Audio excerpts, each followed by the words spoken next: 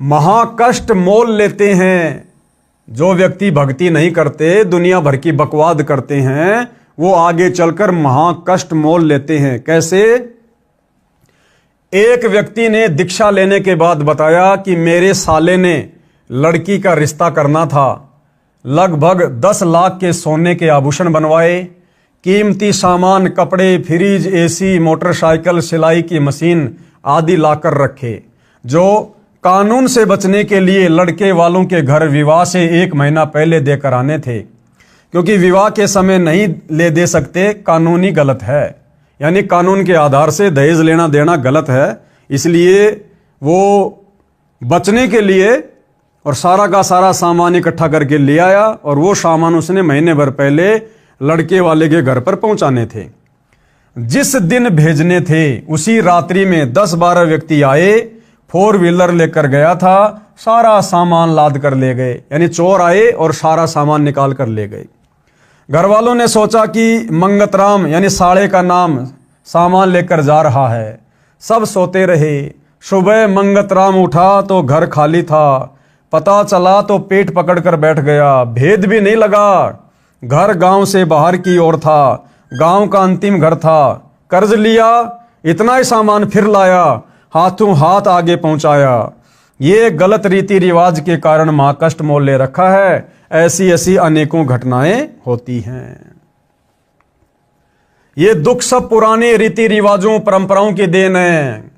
यानी आज व्यक्ति जो इतना दुखी है सामाजिक लेन देन में परंपराओं के कारण, ये सब क्यों है? ये पुरानी परंपराएं जो अज्ञानता में हमारे पूर्वजों ने देखा देखी में, भेड़ चाल में अपने ऊपर लागू कर रखी थी। अपने पूर्वजों से देखकर भेड़ चाल में आप और हमने अपने ऊपर लाद रखी थी, और इन्हीं परंपराओं के बोझ तले दबकर आप और हम भी इसी प्रकार से मरकर जाने वाले थे।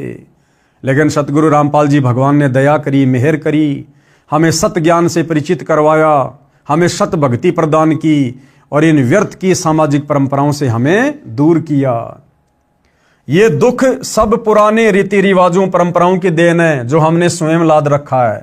हम संत रामपाल जी के अनुयायी इसको नहीं लादते। यानी हम इन परंपराओं के चक्कर में नहीं पड़ते। ये दहेज लेना देना, दुनिया भर के आभूषण वगैरह, कपड़े लत्ते ब्याह शादी में बनवाना, ये पंडित का खर्चा करना, बारात वगैरह लेकर जाना, हम कुछ नहीं करते। बेटी का विश्वास परमात्मा पर दृढ़ करते हैं, जो सत्य भी है कि बेटी जो तेरे भाग्य में होगा वो तेरे को मिलेगा। माँ बाप के लेने देने से तेरा जीवन नहीं चलेगा, तेरी जिंदगी नहीं चलेगी। अगर तू परमात्मा की भक्ति करेगी, मर्यादा में रहेगी, तो परमात्मा भला तुझे किस चीज के भरोसे रहने देगा? जो भगवान राजाओं को राज दे रहा है, देवताओं को देवपद दे रहा है, जब आप उस भगवान की भक्ति करोगी तो भगवान आपके लिए क्या कमी छोड़ देगा? तो हम बेटी को इस प्रकार से समझाते हैं और बेटी को सतगुरु से उपदेश दिलाकर परमात्मा से जोड़ते हैं। फिर बेटी को उसका भाग्य मिलता है। बेटी का विश्वास परमात्मा पर दृढ़ करते हैं, जो सत्य भी है।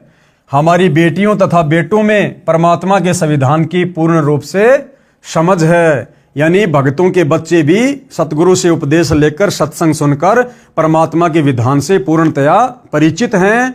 ना भगत का बेटा शादी के समय डिमांड करता है, और ना ही बेटी का बाप रमणी यानी शादी के समय 1 रुपया लड़के वाले को देता है, और दोनों खुश रहते हैं। संत गरीबदास जी गांव छुडानी जिला झज्जर हरियाणा वाले ने कहा है, तुमने उस दरगाह का महल नहीं देखा, धर्म राय के तिल तिल का लेखा। तुमने यानी है इंसान उस दरगाह यानी परमात्मा के दरबार का, जहां पर सबका न्याय होता है, ब्रह्मा विष्णु महेश का, देवी देवताओं का, जहां पर सबका न्याय होता है। कहते तुमने उस भगवान का दरबार नहीं देखा, वहां पर तिल तिल का लेखा है।